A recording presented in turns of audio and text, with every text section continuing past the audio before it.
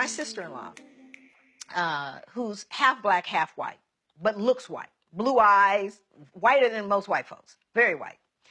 She and I, we kind of grew up together. We raised our children together. So they're first cousins, and it's a wonderful, very, very multicultural family. So we're going in a Safeway one day. And Kathleen, my sister-in-law, is in front of me. And she's, writing a check for her groceries. Now, my daughter, who at the time was 10 years old, was standing with me, and I was directly behind her, getting ready to get my groceries. So Kathleen comes up, and the checker, who is a strawberry blonde, freckled, very delightful, warm, the checker, this young woman, is talking to Kathleen. Hey, how you doing? Isn't it a nice day today? They're just chatting up. And says, yes. So Kathy writes her check, and she steps off to the side with her groceries because she's waiting for me. Of course, again, Kathleen looks white, right? So I come up. No conversation. She looks up at me. Absolutely no, just little chatter. And I write my check. My daughter, however, is 10, notices immediately the difference in how she responds to me. So I write my check, and she goes, I'm going to need 2 pieces of ID. At which point, my daughter looks at me, and she gets very, very embarrassed, and tears are kind of coming up in her eye, like, Mommy, you're not gonna let her do this. Why is she doing this to us, right? So I'm trying to figure out what I should do, because behind me are 2 elderly white women, right? And I'm thinking, okay, so then I become the angry black woman, right? And they're going to be, and I'm just trying to second guess all the drama. So then I just give her the 2 pieces of ID. I said, some things you got to choose your battles, right?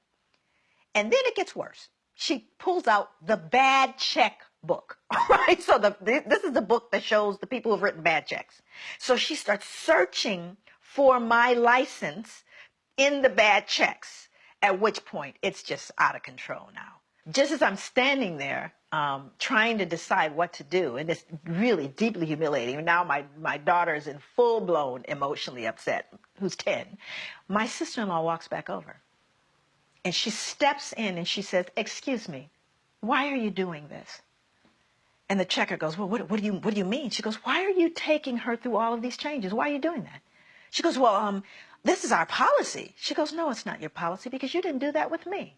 Oh, well, I know you've been. She goes, no, she's been here for years. I've only lived here for 3 months. And so at this point, the 2 white elderly ladies go, oh, I can't believe what this checker has done with this woman. And it's totally unacceptable. At which point, the manager walks over.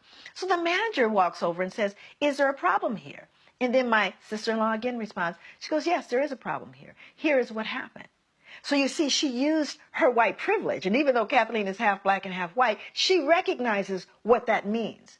And she made the statement. She pointed out the injustice. And she, as a result of that one act, influenced everyone in that space. But what would have happened? I can't know for certain had the black woman said, this is unfair. Why are you doing this to me?